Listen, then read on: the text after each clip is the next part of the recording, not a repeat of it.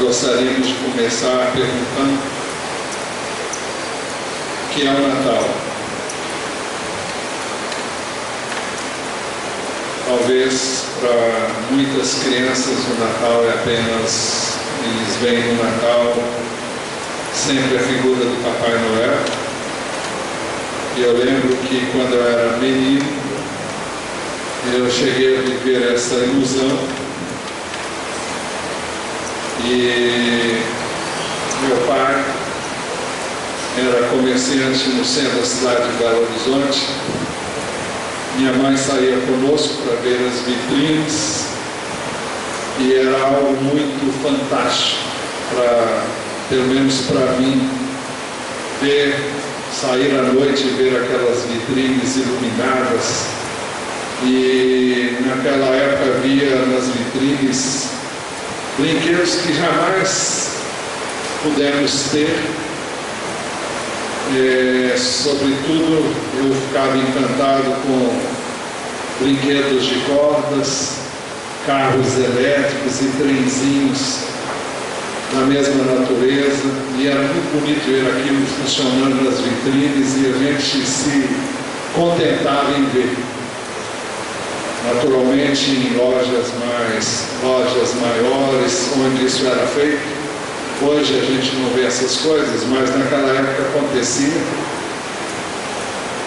E eu lembro-me que eu e meu irmão, dormíamos na expectativa de, no dia seguinte, encontrar o nosso presente bem junto da cama, que diziam que Papai Noel traria para nós.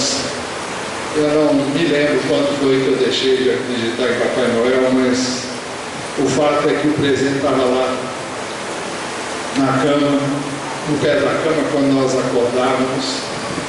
Eram brinquedos bem simples, eram carrinhos ou caminhões de madeira, ou um jogo de varetas, ou um jogo de víspora, ou coisa semelhante. O maior presente que eu já recebi na minha vida foi um Velocity, quando eu era bem pequeno.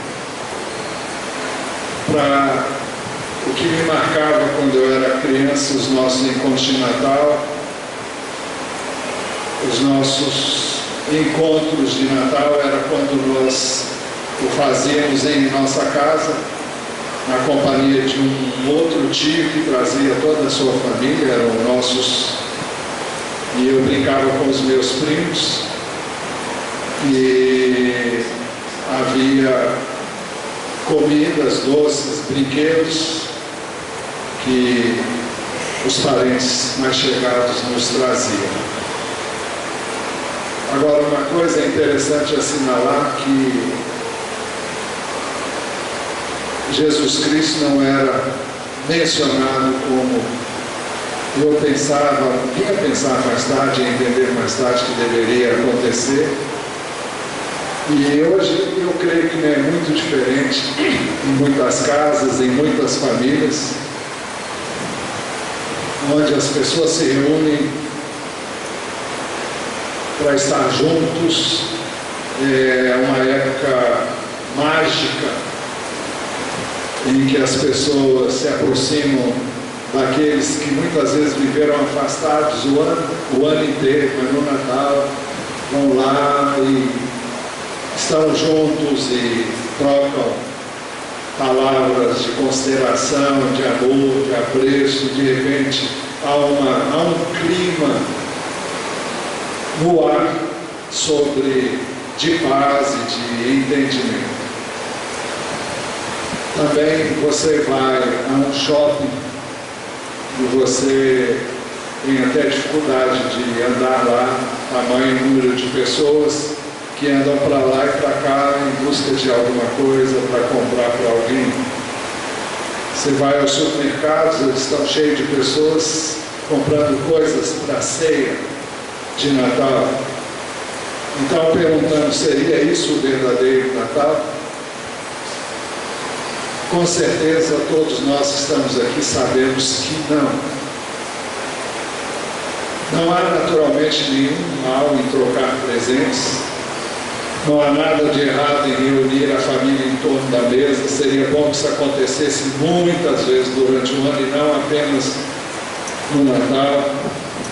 Embora haja pessoas que não têm nem família para se reunir nesta época.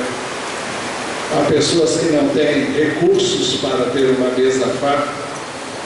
E há outras que não têm também recursos para dar nada a ninguém.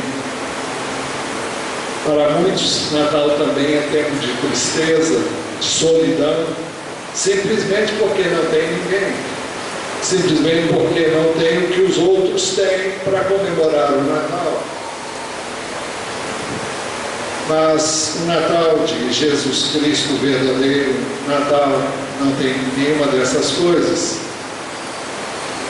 Ou melhor, não tem nada a ver com essas coisas. Eu vou repetir. O Natal de Jesus Cristo, o verdadeiro Natal, não tem nada a ver com essas coisas. Repito que elas não são más em si mesmas, e pelo contrário, são muito boas. Mas nós temos que ter o cuidado para não inverter valores e não ensinar aos nossos filhos que Natal é aquilo que não é o Natal. O verdadeiro Natal tem como foco principal a pessoa de Jesus Cristo. Seria o caso de perguntar, para podermos obter a resposta, quem é Jesus Cristo?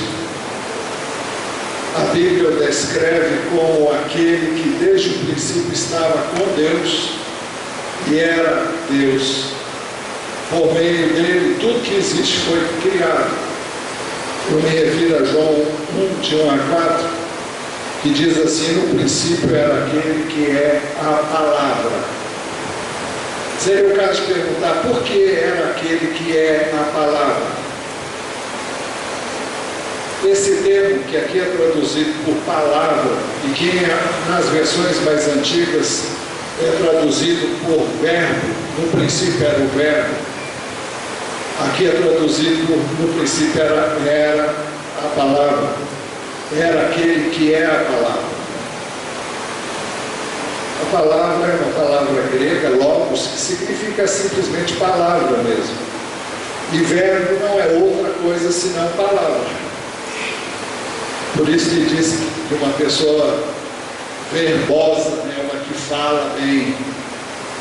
Pois bem, no princípio era aquele que é a palavra. Por que ele é chamado de a palavra? Porque Jesus, até o seu nascimento, até a sua manifestação como homem, ele se manifestava falando.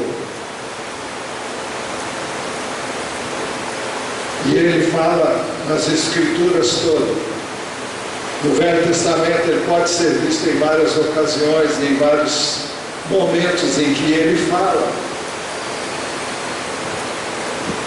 Então o texto diz que no princípio, quando tudo começou, Jesus já existia.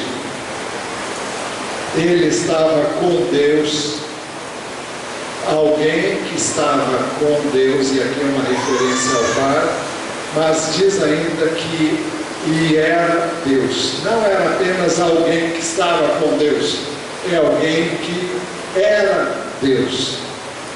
Isso desde quando? Desde o princípio. Que princípio é esse? O princípio de todas as coisas. E depois repete, ele estava com Deus no princípio. E diz mais, todas as coisas foram feitas por intermédio dele. E sem ele, nada do que existe teria sido feito. Parem e pensem nessa declaração. Ele estava no princípio com Deus, e antes disse que era Deus. Todas as coisas foram feitas por intermédio dele. Ele foi quem fez todas as coisas. A Bíblia não diz no início que Deus criou todas as coisas pela sua palavra. Disse Deus, haja, e houve. Pois o agente da criação foi o Filho. Através da sua palavra ele falou e as coisas foram criadas. E o Novo Testamento diz que todas as coisas foram criadas por ele e para ele.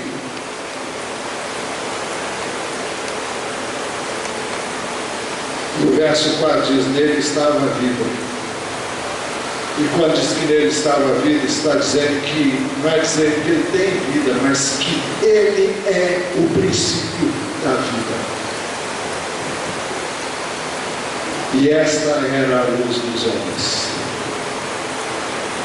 Mas a Bíblia diz que Jesus, que sempre existiu como Deus, tornou-se homem e viveu entre nós. O verso 14 diz assim, aquele que é a palavra tornou-se carne e viveu entre nós. As versões antigas diz, e o verbo se fez carne e habitou entre nós. A NVI diz, aquele que é a palavra tornou-se carne e viveu entre nós. Aquele que era conhecido apenas pela palavra, agora se fez gente humana, de carne e osso, e habitou entre nós, e viveu entre nós. A Bíblia diz que Jesus é o Filho unigênito de Deus o Pai, por isso é Deus, tanto como o Pai. É isso que o verso 14 diz, aquele que a palavra tornou-se carne e viveu entre nós, vimos a sua glória, glória como do unigênito, vindo do Pai, cheio de graça e de verdade. É o apóstolo João que está descrevendo isso, e ele disse, vimos a sua glória. E quando ele fala de glória, ele está falando da sua divindade, como do unigênito vindo do Pai. Unigênito é filho único do Pai. Significa também único, saído do Pai. Eu não separei, mas tem um outro texto que está em João capítulo 1, versículo 18.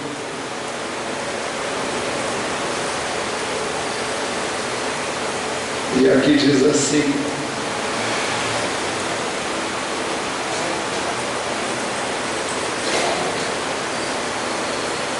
ninguém jamais viu a Deus, mas o Deus unigênito, que está junto do Pai, o tornou conhecido. Ninguém jamais viu a Deus, mas o Deus unigênito, que está junto do Pai, o tornou conhecido. Eu estava me lembrando de uma outra versão, onde que fala que está no seio do Pai. Fala de alguém dentro do Pai, alguém que está no Pai, alguém que está unido ao Pai de forma entranhável e indescritível. Vimos a sua glória, glória como do unigênito vindo do Pai, cheio de graça e de verdade. Que privilégio enorme João teve de ver o Senhor, contemplar a sua pessoa e não vamos ver o próximo tópico que diz que os apóstolos Pedro, Tiago e João viram a glória de Jesus quando ele se revelou como Deus, e o Pai Celestial testemunhou que ele era o seu filho. Quem conta essa história, ela está registrada nos evangelhos de Marcos, de Mateus, E na segunda epístola de Pedro, ele diz assim no texto que está: de fato, não seguimos fábulas engenhosamente inventadas quando lhes falamos a respeito do poder e da vinda de nosso Senhor Jesus Cristo. Ao contrário, nós fomos testemunhas oculares da sua majestade. Nós não estamos falando de coisas que ouvimos dizer, estamos falando que nós vimos. Ele recebeu honra e glória da parte de Deus Pai, quando da suprema glória lhe foi dirigida a voz que disse: este é o meu Filho amado, em quem me agrado.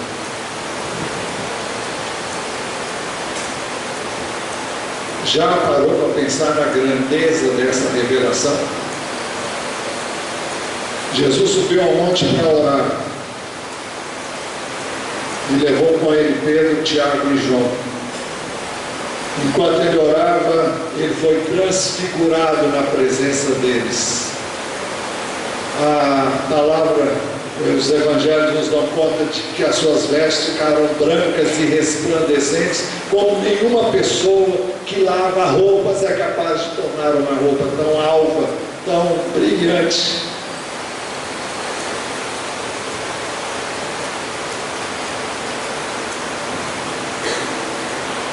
Dissemos há pouco que a Bíblia diz que Jesus, que sempre existiu como Deus, tornou-se carne e viveu entre nós.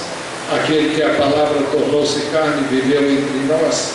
Seria o caso de perguntar por que Jesus, que sempre existiu como Deus, se tornou homem.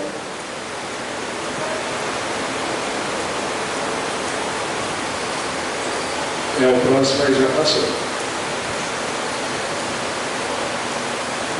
Jesus veio para ser o Cordeiro de Deus que tira o pecado do mundo.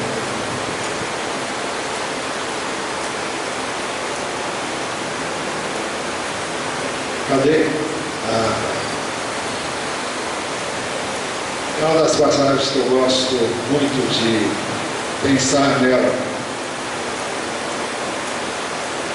João Batista veio antes de Jesus, humanamente falando. Ele nasceu antes de Jesus, nasceu 6 meses antes de Jesus, portanto era, humanamente falando, mais velho do que Jesus, e ele começou o seu ministério mais cedo do que Jesus começou o seu, até porque ele veio como precursor, aquele que vai na frente, abrindo o caminho e preparando o povo para receber aquele que haveria de vir, que era Jesus. E João tinha discípulos. E chega um momento em que Jesus se manifesta publicamente, vai iniciar o seu ministério. E então João o apresenta àqueles que eram seus discípulos e que logo depois seriam também discípulos de Jesus. O texto diz assim: no dia seguinte João viu Jesus aproximando-se e disse: veja, é o Cordeiro de Deus, que tira o pecado do mundo. Este é aquele a quem eu me referi, quando disse: vem depois de mim um homem que é superior a mim, porque já existia antes de mim. Preste atenção nisso. Primeiro destaque aqui é que ele é apresentado como o Cordeiro de Deus que tira o pecado do mundo. Segunda coisa que eu entendo como importante que João diz: vem depois de mim, porque nasceu como homem depois de mim, e vai vir depois de mim, que é superior a mim. Por que ele é superior? Porque já existia antes de mim. Jesus é desde o princípio. Quando tudo começou, ele já existia. Ele disse: eu mesmo não o conhecia, mas por isso é que vim batizando com água, para que ele viesse a ser revelado a Israel. Então João deu o seguinte testemunho: eu vi o Espírito descer dos céus como pomba e permanecer sobre ele. Eu não teria reconhecido se aquele que me enviou para batizar com água ou em água não tivesse dito: aquele sobre quem você vira o Espírito descer e permanecer, esse é o que batiza com o Espírito Santo. Eu vi e testifico que este é o Filho de Deus. Esse é o testemunho de João, o Batista, ou o batizador. Por que Jesus é chamado de o Cordeiro de Deus? A pergunta permanece: desde que o pecado entrou no mundo, se fez necessário o derramamento de sangue. Nós vemos isso acontecendo com Adão e Eva.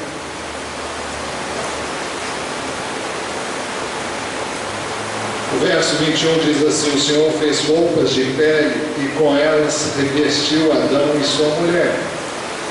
Se vocês se lembrarem de como tudo aconteceu no Éden, vocês devem lembrar-se de que assim que o homem e sua mulher pecaram,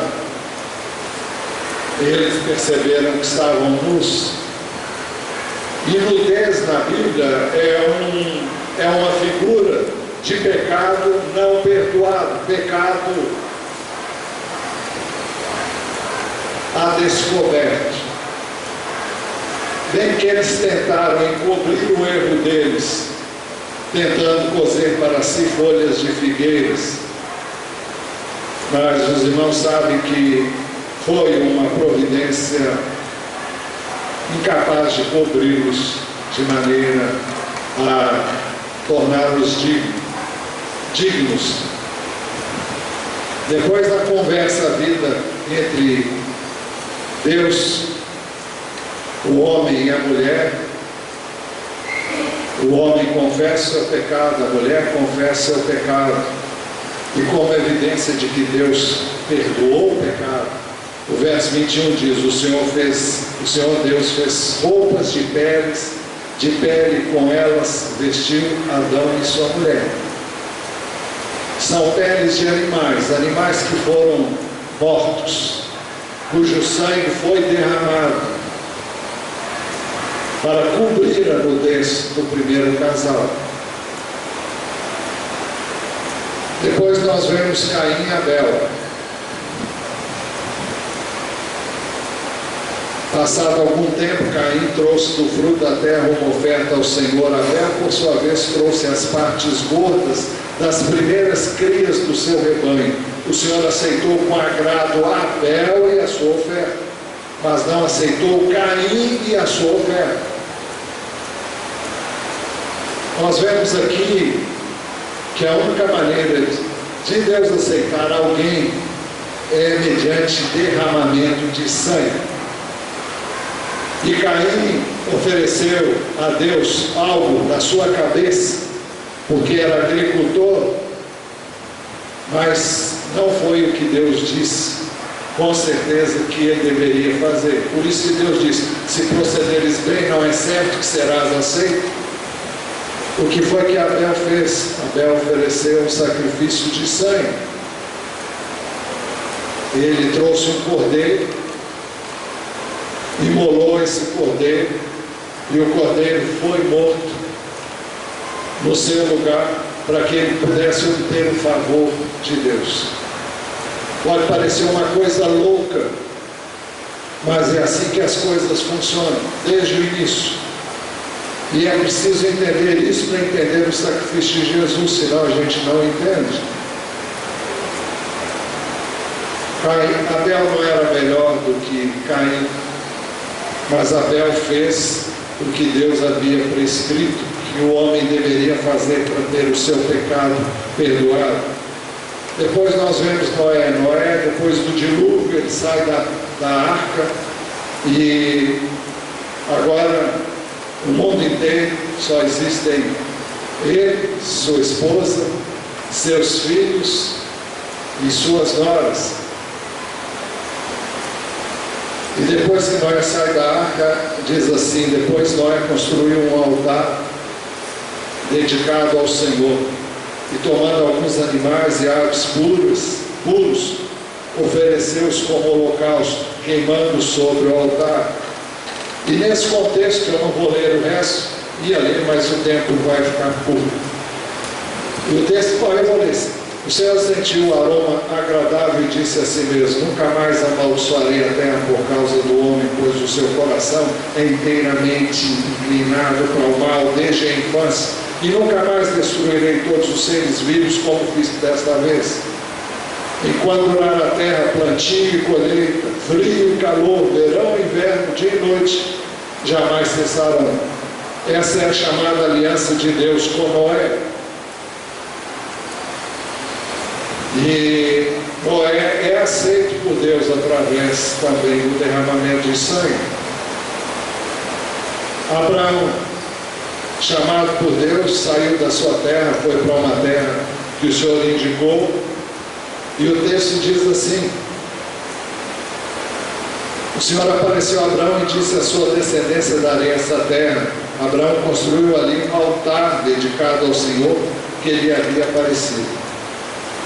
O que Abraão mais fez foi construir altares. Abraão viveu uma vida nômade. Era alguém que viveu de lugar em lugar. Percorreu toda a terra que o Senhor prometeu a ele, mas não se estabeleceu em nenhum lugar permanentemente. Então, onde ele ia, ele construía um altar. Por que que ele fazia isso? Porque era a maneira que Deus havia estabelecido do homem se relacionar com Deus, para que o homem pudesse ser aceito diante de Deus, ter os seus pecados perdoados. Era necessário o derramamento de sangue. O verso diz: dali prosseguiu em direção às colinas a leste de Betel, onde armou acampamento, tendo Betel a oeste e Ai a leste, construiu ali um altar dedicado ao Senhor e invocou o nome do Senhor. Onde ele ia, ele construiu um altar. Verifique no livro de Gênesis, se você tem uma chave bíblica, coloque lá altar, e você vai ver quantos altares ele construiu. Nós aprendemos na Bíblia. Você vai perguntar: o que tem a mensagem a ver com o Natal? Mas espera aí, vai chegar lá. O cordeiro oferecido a Deus para a obtenção do perdão e para a aceitação do ofertante deveria ser sem qualquer defeito. Foi assim que aconteceu com o cordeiro pascal.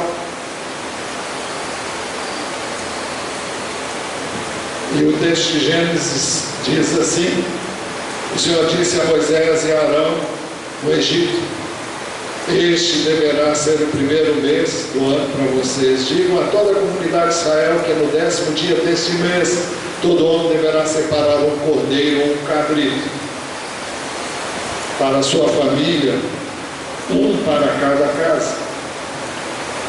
Se a família for pequena demais para um animal inteiro, deve dividi-lo com seu vizinho mais próximo, conforme o número de pessoas e conforme o que cada um puder comer. O animal escolhido será macho de 1 ano, sem defeito. Preste bem atenção nisso: sem defeito. E pode ser cordeiro ou cabrito. Guardem-no até o 14º dia do mês. Isso era necessário para que o cordeiro fosse examinado, para ver se tinha nele algum defeito, porque se tivesse, ele não serviria para ser sacrificado. Quando toda a comunidade de Israel irá sacrificá-lo ao pôr do sol, passem então um pouco do sangue nas laterais das vigas superiores das portas das casas nas quais vocês comerão o animal. Diga-se de passagem, o animal deveria ser comido, mas o sangue, no caso da Páscoa, nesse caso, era aspergido nos umbrais da porta. Naquela mesma noite comerão a carne assada no fogo. O fogo simboliza a ira de Deus que estava sobre nós e que recaiu sobre Jesus, porque Ele levou sobre si os nossos pecados. Cabeça, pernas e vísceras Não deixe soltar nada até pela manhã, caso aconteça, queime o que restar. Depois, verso 12 diz: naquela mesma noite passarei pelo Egito e matarei todos os primogênitos. Deus viria para juízo sobre o Egito. E a única maneira de escapar ao juízo de Deus era ter a cobertura do sangue do cordeiro nos umbrais das portas. Os egípcios foram advertidos quanto a isso e não deram ouvidos, mas os israelitas deram ouvidos a Moisés e fizeram exatamente como Moisés havia determinado por ordem do Senhor. Naquela mesma noite passarei pelo Egito, matarei todos os primogênitos, tanto dos homens como dos animais, e executarei juízo sobre todos os deuses do Egito. Eu sou o Senhor. O sangue será um sinal para indicar as casas em que vocês estiverem. Quando eu vir o sangue, passarei adiante. A praga de destruição não os atingirá quando eu ferir o Egito. É por isso que, para ser o Cordeiro de Deus que tira o pecado do mundo, Jesus deveria vir como um homem, derramando sobre a cruz o seu sangue.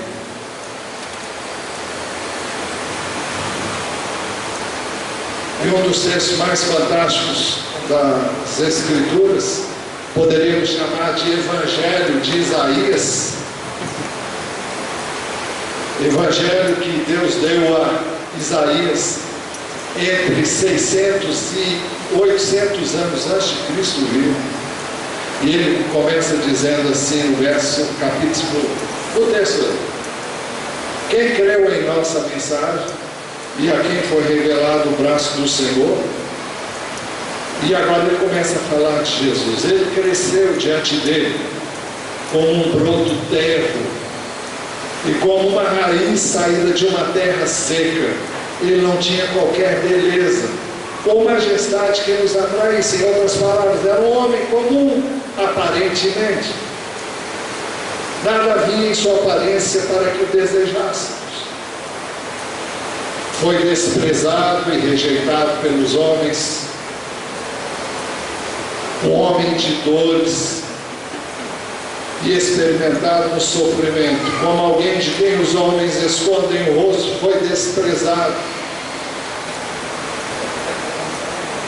E nós não o tínhamos em estima. Outra versão diz: e não fizemos dele caso algum. Certamente ele tomou sobre si as nossas enfermidades, levou as nossas doenças, sobre si as nossas doenças, contudo nós o consideramos castigado por Deus atingido e atingido. O povo dizia: ele faz isso porque ele merece, é porque é malfeitor. Não é assim que a gente costuma dizer? Mas ele foi traspassado por causa das nossas transgressões, foi esmagado por causa das nossas iniquidades. O castigo que nos trouxe paz estava sobre ele, e pelas suas feridas fomos curados. Todos nós, tal qual ovelhas, nos desviamos, cada um de nós se voltou para o seu próprio caminho, e o Senhor fez cair sobre ele a iniquidade de todos nós. Ele foi oprimido e afligido, e contudo não abriu a sua boca, isto é, não se defendeu. Como um cordeiro foi levado para o matadouro, e como uma ovelha de quem que diante dos seus tosqueadores fica calada, ele não abriu a sua boca. Com julgamento opressivo ele foi levado. E quem pode falar dos seus descendentes? Pois ele foi eliminado da terra dos viventes. Por causa da transgressão do meu povo, ele foi golpeado. Assim Isaías descreve o futuro sacrifício de Jesus. Para ser o Cordeiro de Deus que tira o pecado do mundo, Jesus veio sem pecado. Por isso, nasceu de uma virgem. Você vai entender onde eu quero chegar. Lucas 1, 26 a 31 No 6º mês, Deus enviou o anjo Gabriel a Nazaré, cidade da Galiléia, uma virgem prometida em casamento a certo homem chamado José, descendente de Davi. O nome da virgem era Maria. O anjo aproximou-se dela e disse: alegre-se, agraciado, o Senhor está com você. Maria ficou perturbada com essas palavras, pensando o que poderia significar essa saudação. Mas o anjo lhe disse: não tenha medo, Maria, você foi agraciada. O anjo não diz: você é merecedora. Você foi agraciado. O que é ser agraciado?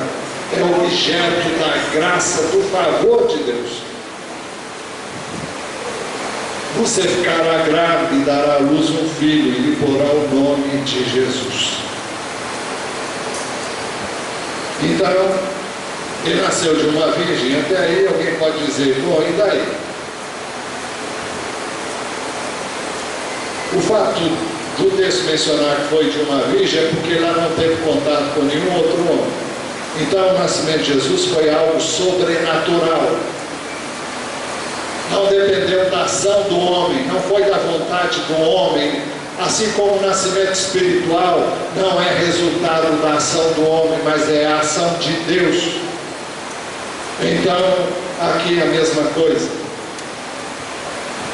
O texto, vamos continuar. Para ser o Cordeiro de Deus que tira o pecado do mundo, Jesus veio sem pecado, por isso foi concebido pelo Espírito de Deus. Aí é que entra. Ela era virgem e ela foi concebeu do Espírito Santo. Eu vou ler, aí cita versos 32 a 35, mas eu vou ler a partir do 34. Perguntou Maria ao anjo: como acontecerá isso? Como é que eu vou ficar grávida? Vou ter um filho? Como é que é isso? Como acontecerá isso se sou virgem? O anjo respondeu: o Espírito Santo virá sobre você, o poder do Altíssimo a cobrirá com a sua sombra. É uma maneira gentil para dizer que a semente de Deus seria colocada no ventre de Maria para que Jesus nascesse. Assim, aquele que há de nascer será chamado Santo Filho de Deus.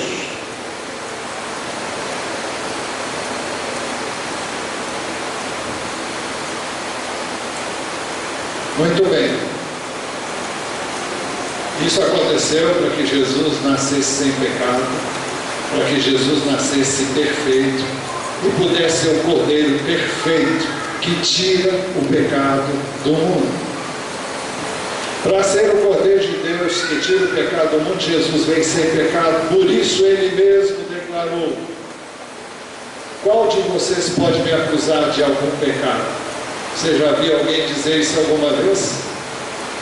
Que se levante alguém que diga uma coisa dessa, a não ser Jesus. Para ser o Cordeiro de Deus que tira o pecado do mundo, o apóstolo Pedro também declarou: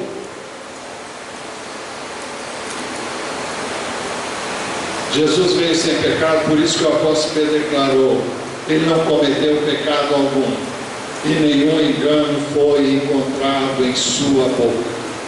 Ele não cometeu pecado algum, e nenhum engano foi encontrado em sua boca.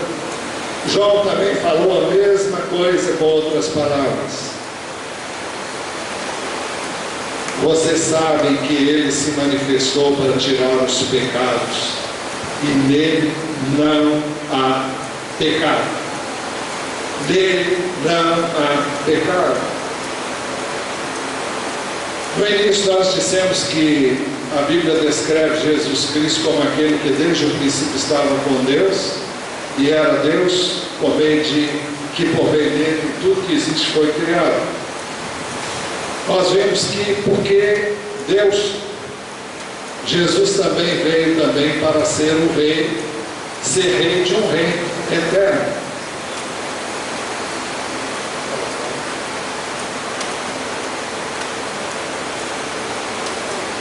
Vamos caminhar aqui, por favor.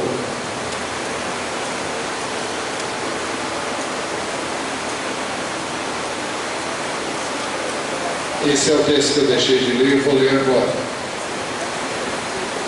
O anjo disse a Maria: você ficará grávida, dará à luz um filho e lhe porá o nome de Jesus. Jesus significa o Senhor salva ou o Salvador. Ele será grande, será chamado Filho de Deus, do Filho do Altíssimo. O Senhor Deus lhe dará o trono de seu pai, Davi, e ele reinará para sempre sobre o povo de Jacó. Seu reino jamais terá fim. Olha, eu não sei como é que Maria recebeu isso, se ela conhecia as Escrituras. É uma revelação de uma grandiosidade enorme. Ele será chamado Filho do Altíssimo. O Senhor Deus lhe dará o trono de seu pai Davi. Olha, Davi foi um homem segundo o coração de Deus. E Deus fez uma promessa a Davi, que não lhe faltaria quem o sucedesse no trono. E um dos salmos da Bíblia, o salmista questiona: Senhor, o Senhor prometeu o que e a tua promessa? Quando Deus prometeu que não faltaria sucessor na vida, na dinastia de Davi, ele tinha em mente o seu filho. E Davi teve sucessores durante muitos anos, mas por causa do pecado o povo foi levado cativo e nunca mais teve um rei que sucedesse Davi na dinastia dele. Mas a genealogia dele continua a ser contada. E Jesus nasceu, como nós vamos ver daqui a pouco, da família de Davi, e veio para ser rei, não para reinar alguns anos e depois morrer. O texto diz: ele reinará para sempre sobre o povo de Jacó. Seu reino jamais terá fim.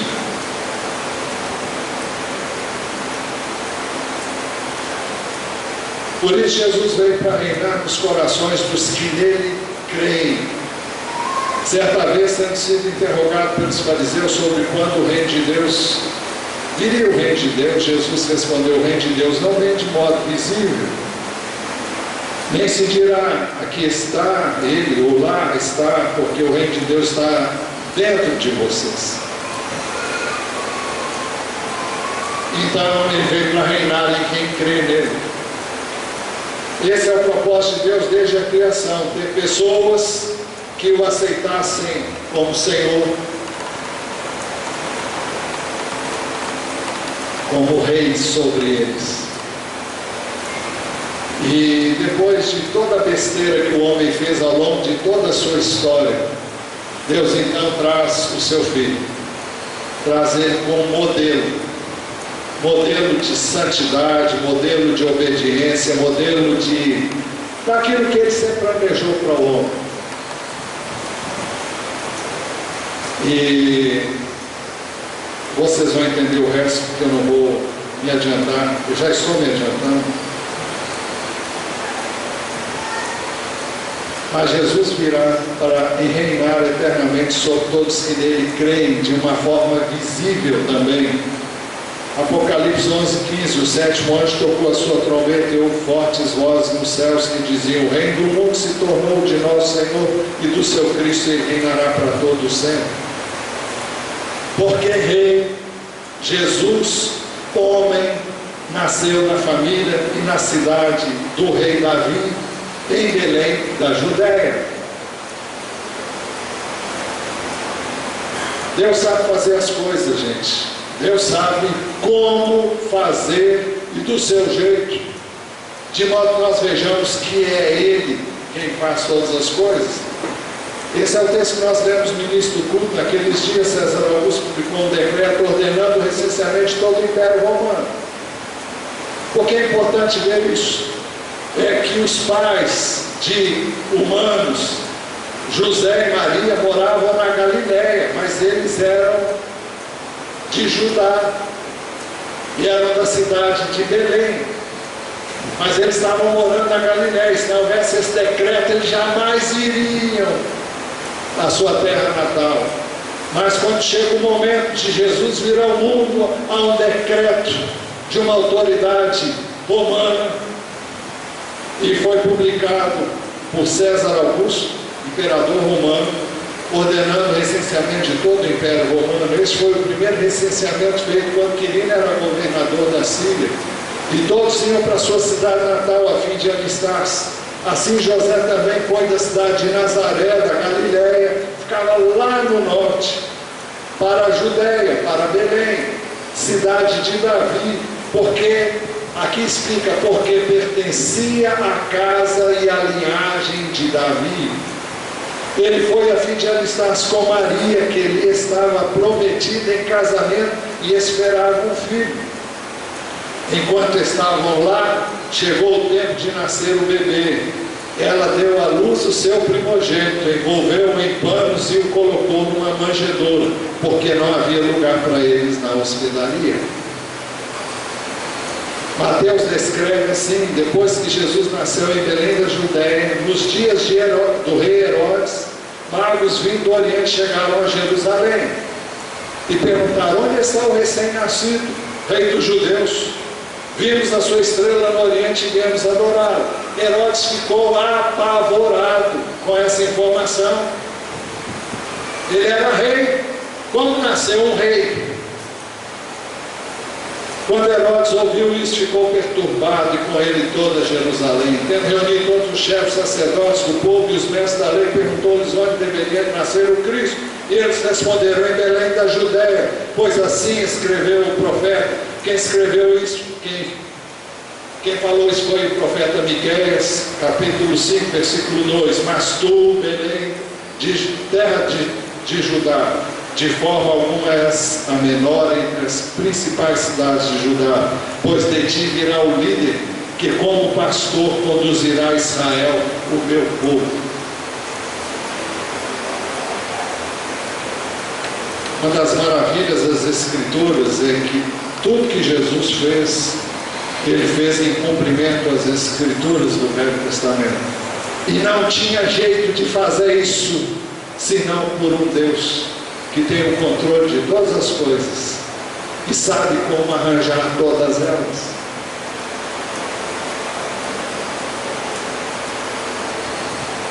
O nascimento de Jesus não ficou sem um testemunho público dos céus, através do anjo do Senhor, que o apresentou como o Salvador, que é o Cristo, que é o Senhor. O texto diz: havia pastores que estavam nos campos próximos e durante a noite tomavam conta dos seus rebanhos. E aconteceu que o anjo do Senhor apareceu-lhes, e a glória do Senhor resplandeceu ao redor deles, e ficaram aterrorizados. Mas o anjo lhes disse: não tenham medo, estou trazendo boas novas de grande alegria, que são para todo o povo. Hoje, na cidade de Davi, lhes nasceu o Salvador, que é Cristo, o Senhor. Isso lhes servirá de sinal: encontrarão um bebê envolto em panos e deitado numa manjedoura. Agora imagine, hoje lhes nasceu o Salvador. Muitos judeus esperavam um Salvador, alguém que os livrasse do Império Romano, alguém que trouxesse liberdade política para eles, que os fizesse um povo independente, porque eles estavam sujeitos ao Império Romano. Mas Jesus não veio para salvar, ser o Salvador da pátria, nesse sentido. Ele veio para nos redimir dos nossos pecados. Ele diz que é Cristo. Cristo é palavra grega que significa ungido. E no hebraico é a palavra Messias.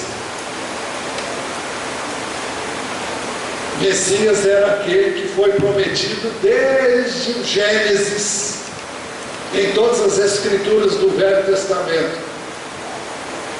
Então aqui quando diz que ele é o Cristo, ele é aquele que foi prometido desde o princípio.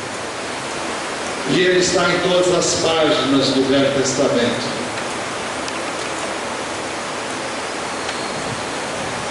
E ele diz o Senhor. Eu me lembro agora de uma passagem de Davi, que diz: disse o Senhor ao meu Senhor, assenta-te à minha direita, até que eu ponha os teus inimigos debaixo dos seus pés. Disse o Senhor ao meu Senhor. Quem é o Senhor? É o Pai. Ao meu Senhor. Quem é o Senhor de Davi? É Jesus Cristo. E não são apenas essas, existem inúmeras outras passagens que falam sobre isso. Você as encontrará em Hebreus capítulo 1, elas são citadas ali, várias. Agora, o nascimento de Jesus foi celebrado por um coro celestial, que deu glória a Deus e anunciou paz aos que seriam favorecidos por sua salvação. Eu fico parado imaginando a grandiosidade desse acontecimento. Aonde ele aconteceu? Num estádio grande de futebol? Ou num outro espaço grande, enorme? Não, aconteceu no campo, foi revelado aos poucos pastores.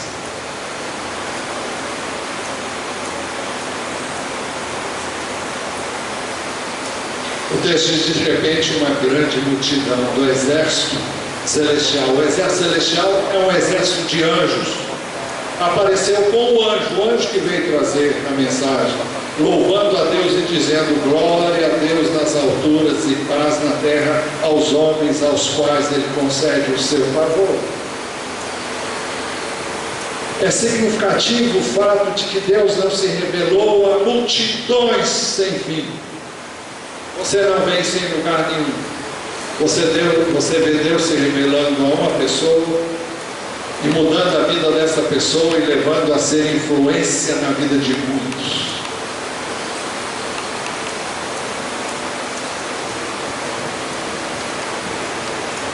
E agora esses poucos pastores vai ser comprovado, vão comprovar a veracidade desses fatos. Por isso que o nascimento de Jesus foi comprovado pelos pastores que foram lá conferir as boas novas, aí eles anunciaram. E dali saíram anunciando para todo mundo. Quando os anjos os deixaram e foram para os céus, os pastores disseram uns aos outros: vamos a Belém e vejamos isso que aconteceu e que o Senhor nos deu a conhecer. Então correram para lá e encontraram ali José e o bebê deitado na manjedoura. Depois de o verem, contaram a todos o que lhes fora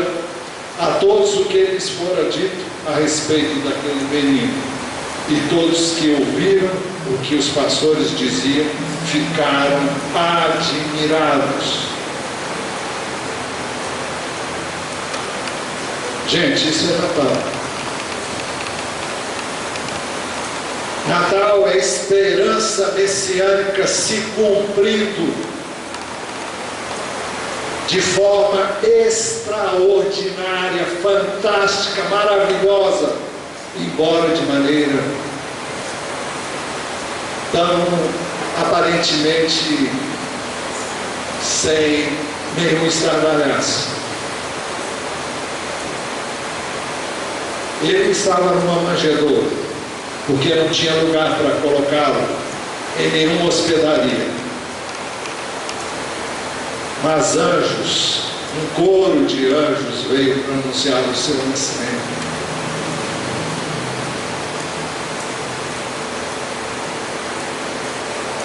Eu não sei de você,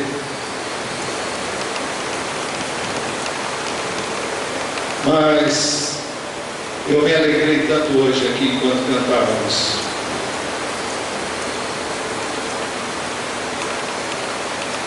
E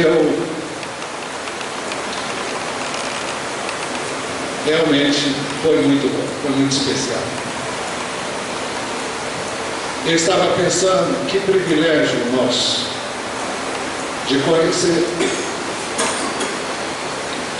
Jesus, de saber dessas coisas.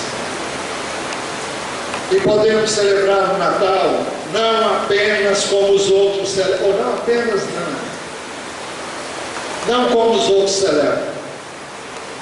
Vai ter ceia, possivelmente terá na casa dos irmãos. Vai ter presentes, possivelmente vocês os terão e os darão. Mas Natal é isso que nós estamos vendo aqui agora. Isso é Natal. Natal é Jesus. Natal é exultação, é alegria nele. Amém. É louvor para Ele, é glória para Ele, é glória para Deus, que cumpriu a sua palavra, cumpriu a sua promessa, feita lá no Gênesis, desde o Gênesis, e que cumprirá cada uma das suas promessas ainda não realizadas, porque dizem respeito ao tempo futuro. Nós que esperamos o seu retorno à terra. Este é o Natal de Jesus Cristo, este é o verdadeiro Natal. Ele não tem nenhuma semelhança com o Natal que o mundo comemora. Um Natal mercantilista, um Natal que tem coisas boas, sim, mas que não é o Natal de Jesus. No Natal de Jesus, ele tem que ser exaltado, engrandecido, magnificado. Ele é o centro, ele é a pessoa mais importante. Qualquer coisa diferente pode ser tudo, menos o Natal de Jesus. Então, quando vocês se reunirem na casa de vocês, podem ter a ceia, pode ter tudo que vocês quiserem, mas que haja um espaço para Jesus na casa de vocês, para vocês exaltarem, engrandecerem, magnificarem. Eu sei que você vai dizer, a gente está fazendo isso aqui, pastor, para que fazer em casa? Porque você vai celebrar o Natal, e se vai celebrar o Natal, tem que celebrar Jesus, senão não é Natal. Tenha isso em mente. Você pode dizer que é tudo, mas não diga que é Natal. Natal é Jesus.